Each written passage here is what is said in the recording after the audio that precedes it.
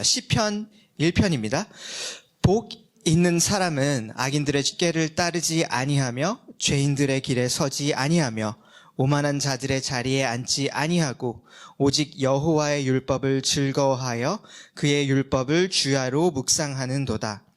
그는 시냇가에 심은 나무가 철을 따라 열매를 맺으며 그 잎사귀가 마르지 아니함 같으니 그가 하는 모든 일이 다 형통하리로다. 악인들은 그렇지 아니하며 오직 바람에 나는 겨와 같도다. 그러므로 악인들은 심판을 견디지 못하며 죄인들이 의인들의 모임에 들지 못하리로다.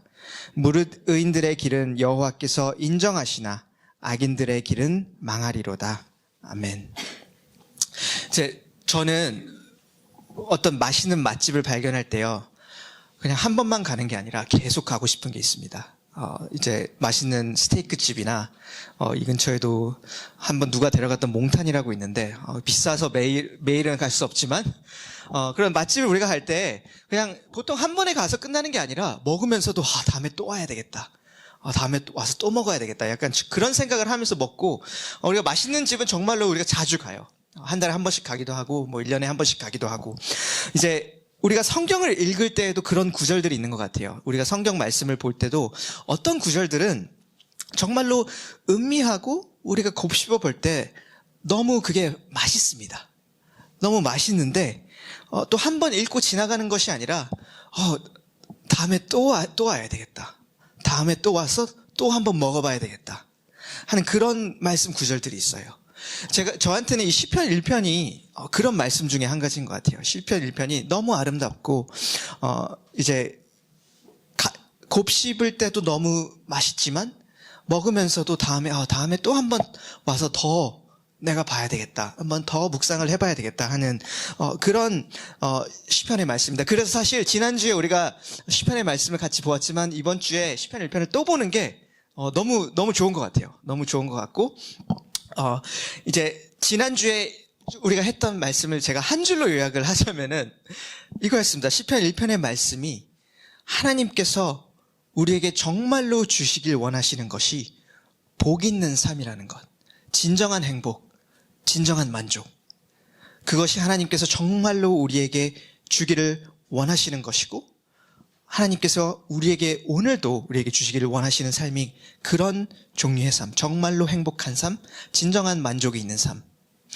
우리가 지난주에 시편 1편을 보면서 그거에 대해서 묵상을 했습니다.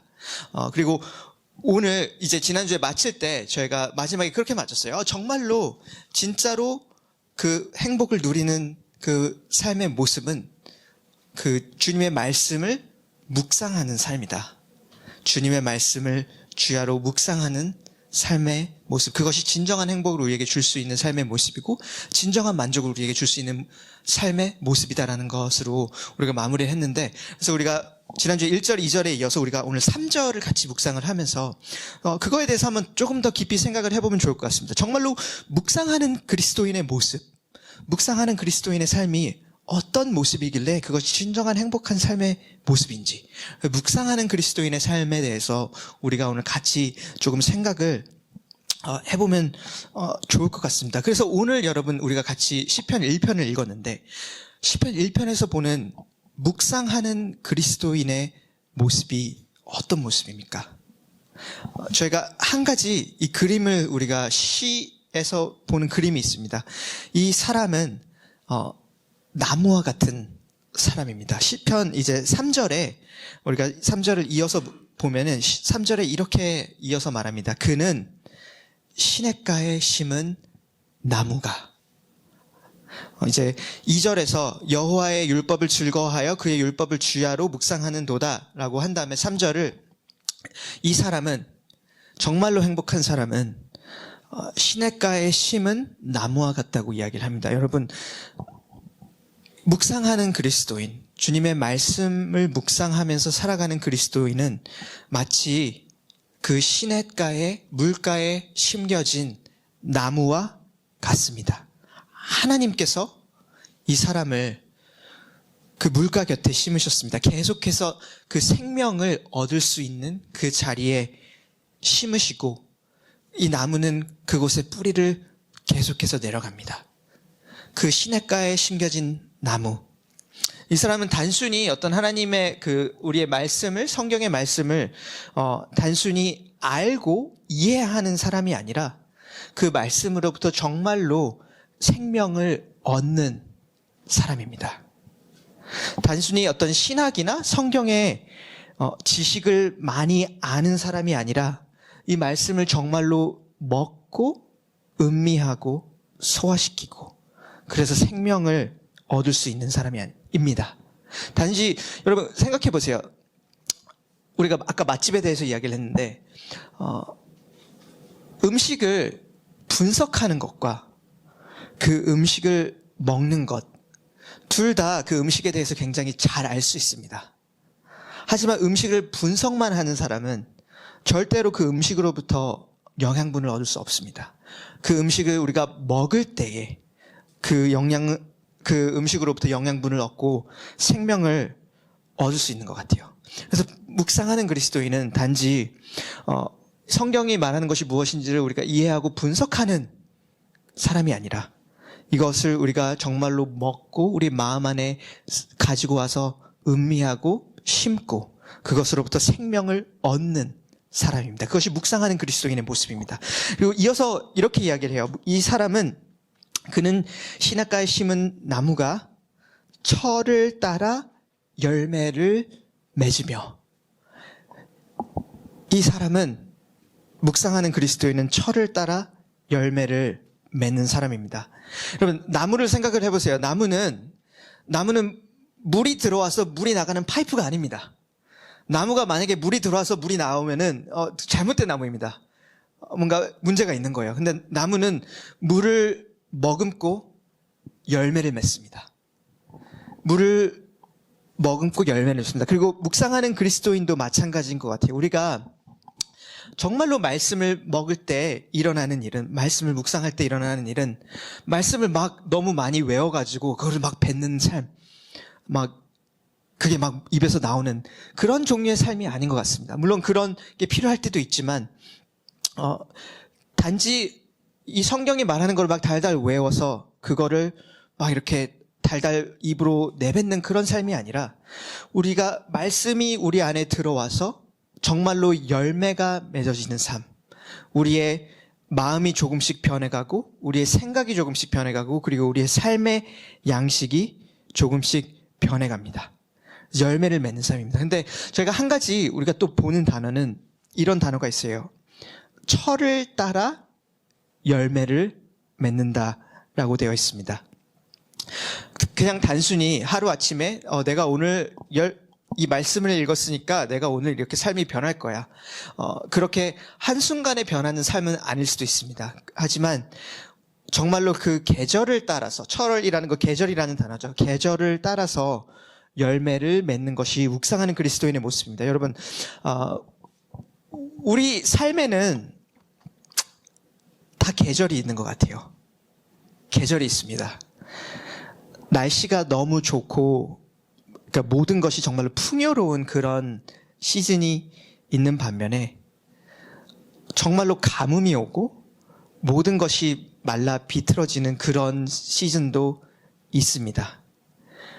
너무나도 삶이 팍팍하고 목마르고 아무런 생명이 없고 삶에 아무런 만족이 없는 너무나도 어려운 것 같은 그런 시즌이 우리에게도 분명히 있을 수 있습니다. 열매를 맺는 것조차 어렵다고 열매라는 단어를 그냥 생각하는 것조차 마음에 벅찬 그런 시즌이 있을 수도 있는 것 같아요. 하지만 그런 가뭄의 계절에도 이제 시편 1편의 이 묵상하는 그리스도인의 모습은 우리가 4절에서 읽는 것처럼 바람에 날아가는 그런 껍질과 같은 바람에 나는 겨와 같은 삶의 모습이 아니라 그 잎사귀가 여전히 마르지 않는 열매를 맺을 수는 없지만 여전히 그 물을 계속해서 마시면서 그 잎사귀가 마르지 않는 그런 나무의 모습. 묵상하는 그리스도인의 모습은 그런 모습인 것 같습니다. 여러분, 우리 혹시 정말로 건조한 기후에 자라는 나무들이 어떻게 살아나는지 혹시 아시나요? 정말로 건조한 기후에 이제 사는 나무들은 다 그런 건 아니지만 정말로 그런 가뭄이 많이 있고 건조한 기후에 사는 나무들을 보면은 뿌리가 굉장히 깊게 내려갑니다. 그래서 여태까지 발견된 나무 중에 제일 그 뿌리가 깊이 내려간 나무는 남아프리카 공화국에 있대요. 뿌리가 120m까지 땅 깊숙이 내려갑니다. 그리고 그 뿌리가 깊이 내려가서 정말로 그 밑에 있는 물을 계속해서 끌어올리기 때문에 아무리 바깥에서 너무나도 햇빛이 강하게 쬐고 가뭄이 있고 다른 것들이 모든 것들이 이렇게 말라가는 것처럼 보일 때에도 그 나무가 여전히 살아있을 수 있습니다. 그래서 묵상하는 그리스도인은 그 계절에 따라 열매를 맺습니다. 그리고 그 계절에 따라 열매를 맺는다라는 것은 우리가 그 정말로 가뭄 가운데 있을 때에도 그냥 말라 비틀어지는 것이 아니라 어느 때보다도 더 정말로 우리가 어려울 때 그 어느 때보다도 더 계속해서 더 깊이 뿌리를 내려가면서 우리의 생명을 줄 수 있는 것을 찾고 그 생명을 우리가 섭취하는 것. 그것이 묵상하는 그리스도인의 모습인 것 같아요. 여러분, 그래서 이 묵상하는 그리스도인의 삶이 하나님께서 우리에게 정말로 주시기 원하는 삶의 모습인 것 같습니다. 하나님께서 우리를 정말로 우리의 생명을 얻을 수 있는 그 주님의 말씀 옆에 우리를 심으시고 계속해서 우리가 그것으로부터 말씀을 묵상하고 읽을 때 우리가 경험하는 생명이 우리가 좋을 때나 정말로 풍요로운 시즌을 지날 때는 정말로 풍성하게 열매를 맺고 그렇지 못한 시즌을 지날 때에도 계속해서 우리가 그것을 마시면서 그 잎사귀가 마르지 않는 나무처럼 그것이 우리가 오늘 시편 1편에서 묵상하는 그리스도인의 모습입니다. 그래서 여러분 여기 계신 어떤 분들은 혹시 그런 시즌을 지나고 있을지도 몰라요. 내 삶에 지금 어떤 그런 풍성한 열매가 없는 것처럼 느끼실지도 모릅니다. 내 삶엔 나는 왜 이렇게 열매가 없지? 나는 왜 이렇게 열매가 없고 나는 왜 항상 이렇지? 나는 왜 이런 만족이 없고 나는 왜 이런 기쁨이 없지? 제가 격려를 하고 싶은 것은 여러분 우리가 철을 따라 열매를 맺는 것처럼 우리의 지금 이 시즌이 정말로 그런 열매를 당장 볼 수 없는 계절일지라도 격려드리고 싶은 것은 열매를 맺으려고 우리가 노력을 하는 것이 아니라 우리는 계속해서 우리의 뿌리를 계속해서 내려가면서 정말로 생명을 얻을 수 있는 것으로부터 우리의 생명을 끌어올리는 것을 우리는 계속하고 연습하고 그리고 어느 순간에 우리 삶에서 맺어지게 되는 열매를 우리가 발견하게 되는 것 같아요. 그래서 여러분 격려드리고 싶은 것은 혹시 여러분 삶에 열매가 없다라고 느껴진다라면은 좌절하고 자책하는 것이 아니라 우리가 정말로 해야 될 것은 계속해서 그 뿌리를 내리는 것, 주님의 말씀을 계속해서 묵상하고 그것을 먹고 음미하고 그것이 우리에게 생명이 되는 것, 그것을 하기를 격려드리고 원합니다. 이제 이어서 저희가 묵상하는 그리스도인이라고 했는데 오늘 말씀을 보면서 두 가지 그 키워드를 한번 조금 더 살펴보려고 해요. 묵상 그리고 그리스도인. 이제 2절에 보면은 우리가 지난주에도 잠깐 봤지만 이렇게 나와 있습니다. 오직 여호와의 율법을 즐거워하며 그의 율법을 주야로 묵상하는 도다.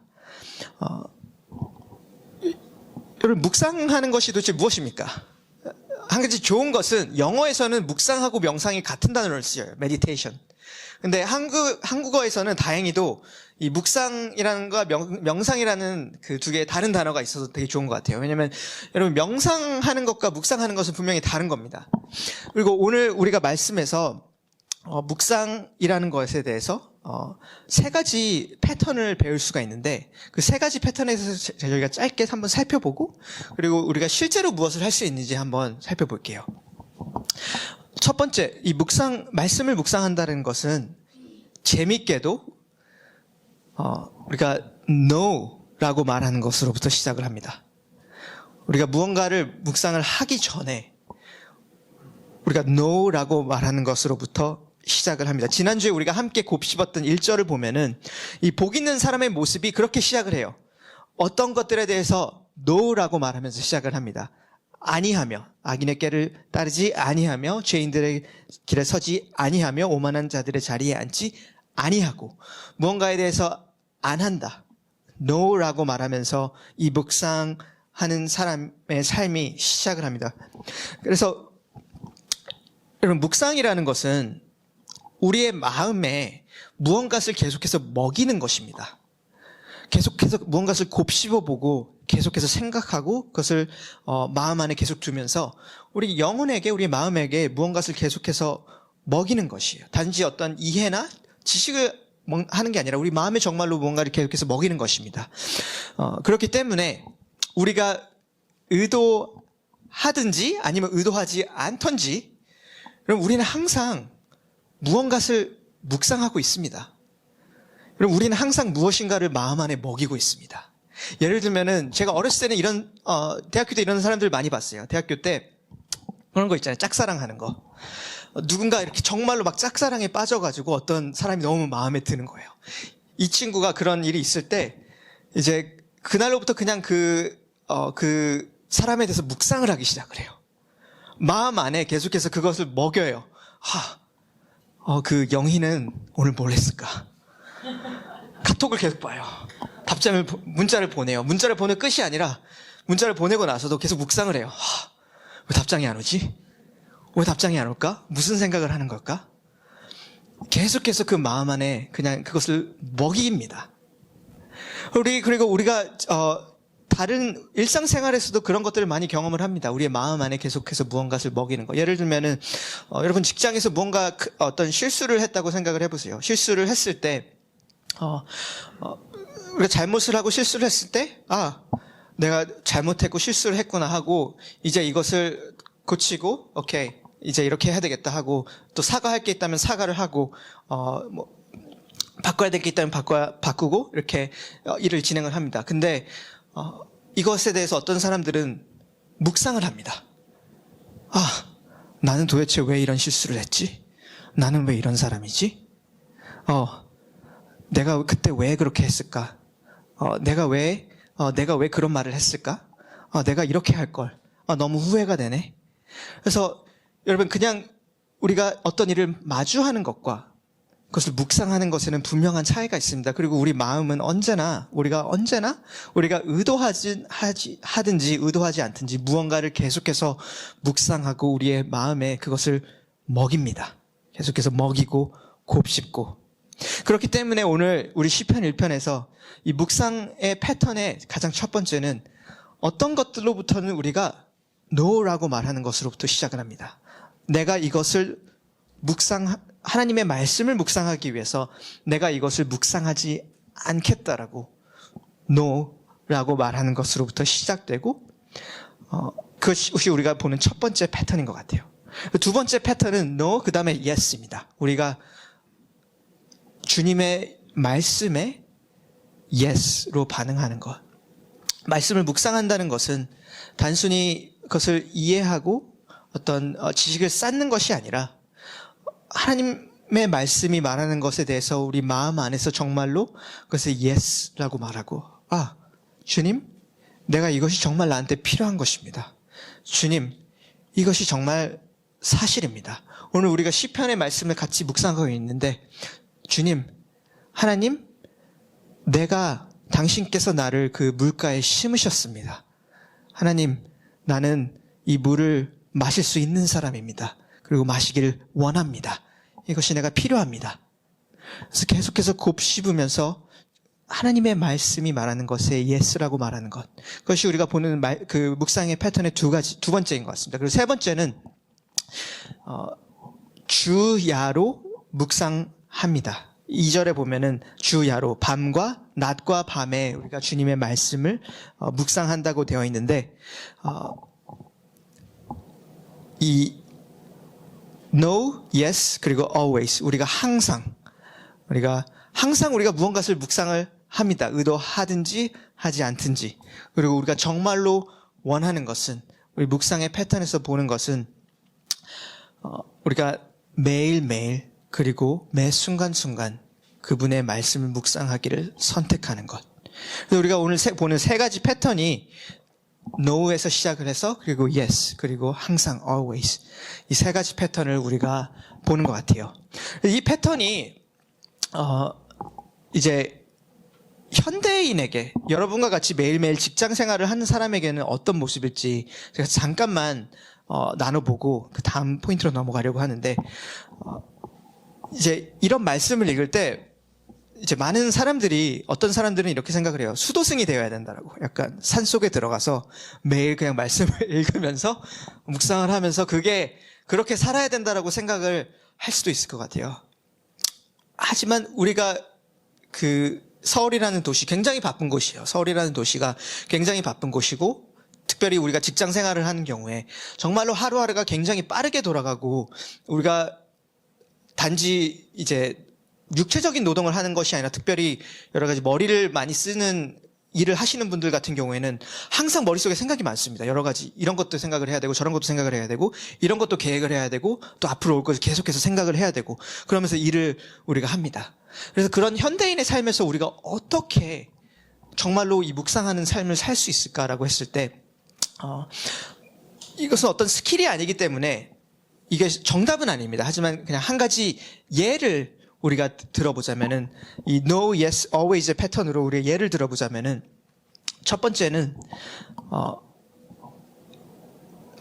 하루의 아침이 보통은 우리가 굉장히 바쁩니다. 여러분이 정말로 약간 그 훈련이 너무 잘 되어 있어서 아침 항상 6시에 일어날 수 있는 사람이 아니라면은 보통 많은 사람들은 아침에 일어나면서 출근하기에 바빠요.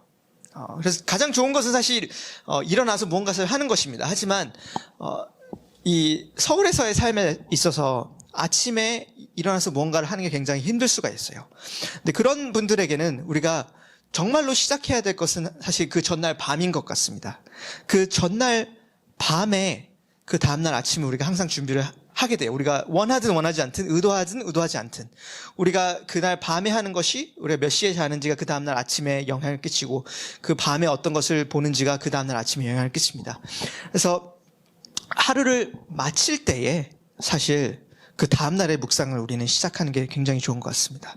하루를 마칠 때에 가장 마지막 우리가 하는 것이 그분의 말씀을 읽으면서 성경을 읽으면서 내가 다음날, 내가 내일 그 하루 동안에 정말로 하나님 그 묵상하고 싶은 묵상해야 될 말씀이 무엇인지를 시간을 가지고 30분 읽고 하나님께 기도하면서 그 다음날 아침, 그 다음날 하루 동안 내가 묵상할 구절이 무엇인지를 우리가 생각을 해보고 정할 수가 있는 것 같습니다.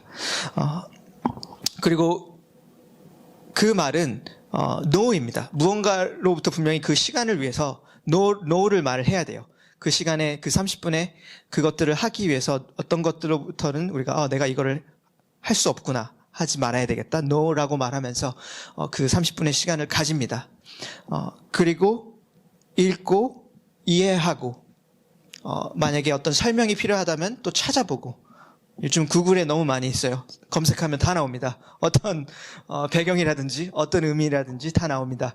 근데 이해하고 무슨 내용이고 어떤 말인지를 읽고 이해합니다. 그리고 특별히 현대인들에게는 제가 추천을 드리는 것은 한 구절을 선택을 하는 것을 정말로 추천을 드립니다. 왜냐하면 우리 안에 하루 동안에 생각해야 될 것이 너무 많이 있기 때문에 예를 들면 우리가 한 책을 읽거나 뭐 말씀을 2장, 3장 읽었다라면은 그곳에서 정말로 한 구절, 이 구절을 내가 내일 하루 동안에 묵상해야 되겠다.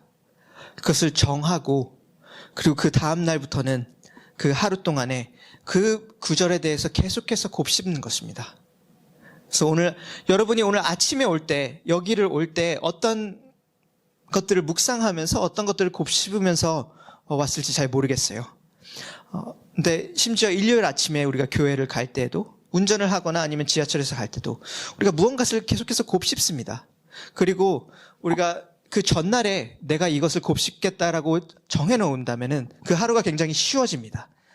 그 하루에 내가 그것을 막 생각하고 고민하는 것이 아니라 오늘 내가 곱씹을 말씀은 이것이고, 예를 들면 시편 1편에 복 있는 사람은, 아침에 오면서 이 복 있는 사람은 악인들의 꾀를 따르지 아니하며 죄인들의 길에 서지 아니하며 오만한 자들의 자리에 앉지 않습니다. 주님, 내가 이런 자리에 앉지 않기를 원합니다. 오늘도 혹시 어떤 일들이 있을지 모르지만 내가 그런 것들에 머물지 않기 원합니다. 그렇게 해서 계속해서 곱씹고 내 마음을 먹이는 것. 그리고 하루 우리가 일과 중에 여러 가지 많은 생각들이 있을 거예요. 많은 생각들이 있고 많은 계획들이 있고 일들이 있는데 짬짬이 우리가 간식을 먹는 것처럼 계속해서 내 마음 안에 그것들을 하루 동안에도 먹이고 묵상하는 것. 그것이 전부는 아니지만, 이게 한 가지 옳은 방법은 아니지만 그냥 우리가 현대인에게 있어서 말씀을 묵상할 수 있는 한 가지 방법인 것 같습니다. 그래서 여러분, 그런 묵상하는 그리스도인의 삶을 살기를 원합니다. 그리고 정말로 다른 어떤 것이 아니라 그 말씀에서 오는 그 생명을 우리가 매일매일 경험하고 먹고 누리는 그런 삶을 우리가 살기를 원합니다. 마지막으로 우리가 묵상에 대해서 이야기를 했는데 그리스도인에 대한 이야기를 조금 해보려고 합니다. 왜냐하면은 이 시편 1편을 읽을 때에 굉장히 큰 미스터리가 있어요. 왜냐하면 2절에 보면은 무엇을 묵상한다고 되어 있습니까, 여러분? 2절을 보면은 오직 여호와의 율법을 주야로 묵상하는도다. 율법을 즐거워하고 율법을 주야로 묵상하는도다 라고 나와 있습니다. 여러분, 율법이 무엇입니까? 율법이라는 것은 법이라는 단어죠. 하나님의 법, 우리가 어떻게 살아야 되는지에 대한 가르침, 혹은 무엇이 옳고 그른지, 하나님이 정말로 생각하시기에 무엇이 옳고 그른지에 대한 그런 것들. 우리가 율법이라는 것을 이야기를 할 때 여러 가지가 있지만 정말로 하나님의 법이라는 단어입니다. 하나님의 법이라는 것인데 여러분 생각을 해보세요. 율법을 묵상한다는 것이 기쁠 수 있습니까?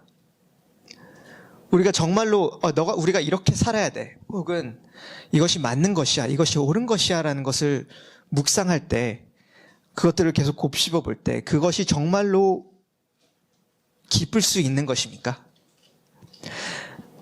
특별히 이제 많은 한국 분들에게는 그런 것들이 굉장히 큰 부담입니다. 어려서부터 그런 말을 많이 들으면서 자라왔어요. 너 이렇게 해야 돼. 너가 정말로 행복하려면 이거 해야 돼. 성공하려면 이렇게 해야 돼. 집에서도 그렇고 학교에서도 그렇고 교회에서도 심지어 그렇습니다. 이렇게 해야 돼, 저렇게 해야 돼. 그래서 그런 것들을 들을 때 여러분, 우리가 정말로 즐거워할 수 있습니까? 기뻐할 수 있습니까? 그 율법이라는 것을 묵상할 때에 그것이 정말로 복된 것이라고 느껴질 수 있습니까? 이제 마태복음 5장에 보면은 이제 예수님은 정말로 어떤 율법을 묵상했던 사람인 것 같아요. 죽을 때도 심지어 그 말씀의 구절을 막 인용을 하시면서 시편의 말씀을 인용을 하시고 그 구약의 말씀을 굉장히 많이 가르치셨는데, 그 마태복음 5장에 보면은 그런 이야기가 있어요. 이제 그 율법에 대한 가르침을 하시면서 이제 성경에 나와 있는 그 가르침을, 너가 살인하지 말라라는 말을 들어보지 않았느냐? 예수님이 그 자신의 묵상을 가지고 설교를 하세요. 살인하지 말라 하는 것을 너희가 들어봤지. 근데 그거 알아? 너희가 마음 안에서 정말로 누군가를 미워하면은 그게 살인한 것과 마찬가지야. 이어서 그런 이야기도 하십니다. 너희가 간음하지 말라는 이야기를 들어봤지. 율법이 너희한테 간음하지 마라, 너희가 간음하면 안 된다라고 말을 하지. 근데 우리 마음 안에 누군가를 향해서 그냥 마음 안에 음욕을 품게 되면은 그것이 간음한 것과 마찬가지야. 그래서 예수님도 어떤 그런 율법에 대한 이야기를 하실 때, 그리고 그것을 묵상하면서 나눠져 주실 때 굉장히 어떻게 보면 부담스러울 수가 있습니다, 여러분. 그냥 우리가 어떤 것을 잘하고 지켜야 되는 것뿐만이 아니라 우리 마음에서도 그렇게 해야 되는 것을 말하기 때문에, 우리가 단지 겉으로만 누구를 이렇게 때리고 안 하는 것이 문제가 아니라 우리 마음 안에서 누구를 미워하지 않는다는 것. 그래서 율법에 대한 생각을 할 때 굉장히 부담스럽고 어려울 수가 있습니다. 그런데 거기에 큰 비밀이 있는 것 같습니다. 비밀은 그것입니다. 그리스도인들이 그 율법을 묵상할 때, 무언가를 묵상할 때에 언제나 항상 그것이 우리 복음의 메시지를 묵상하게 만들기 때문입니다. 그리스도인들에게 묵상은, 특별히 어떤 율법을 묵상은, 무엇이 옳고 정말 무엇이 나쁜지, 무엇이 하나님의 법인지를 묵상할 때에 일어나는 일은 단순히 그것을 듣고 내가 이렇게 살지 못하지, 내가 이제 이렇게 살아야 되겠다, 그것이 묵상이 아닙니다.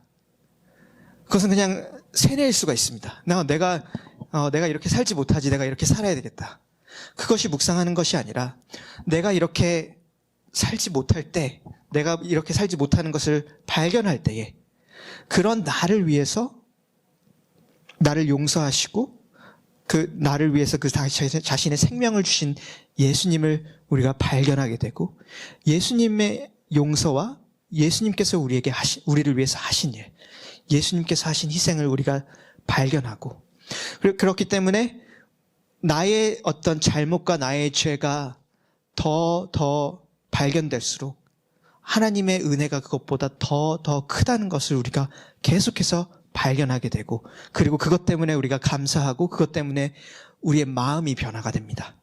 그래서 묵상은 언제나 단지 무엇이 옳고 내가 그렇게 살아야 되겠다가 아니라 하나님께서, 예수님께서 나를 위해서 하신 일을 더욱더 내 마음 안에 알게 되고, 예수님이 누구이신지, 그분께서 나를 위해서 하신 용서가 얼마나 크신 것인지, 그분께서 용서하신 나의 죄가 얼마나 큰지, 그분의 은혜가 얼마나 깊은지를 계속해서 발견하게 되고 알아가는 과정입니다. 그래서 여러분이 우리가 묵상할 때에, 묵상하는 그리스도인으로 살아갈 때에 그것을 매일매일 발견했으면 좋겠습니다. 단지 무엇을 해야 되는 것을 마음 안에 묵상하는 것이 아니라 그 무엇을 해야 되는지를 우리가 묵상할 때에 그것을 정말로 이루신, 그 삶을 정말로 살아가신 예수님을 발견하고 예수님의 용서와 하나님의 크신 은혜를 발견하는 것, 그것이 우리가 시편 1편에서 보는 진정한 행복한 삶의 모습, 진정한 만족이 있는 삶의 모습, 진정한 복 있는 사람의 모습인 것 같습니다. 그래서 여러분, 묵상하는 그리스도인이 되시기를 바랍니다. 우리 같이 기도하고 이 시간에 마치도록 할게요.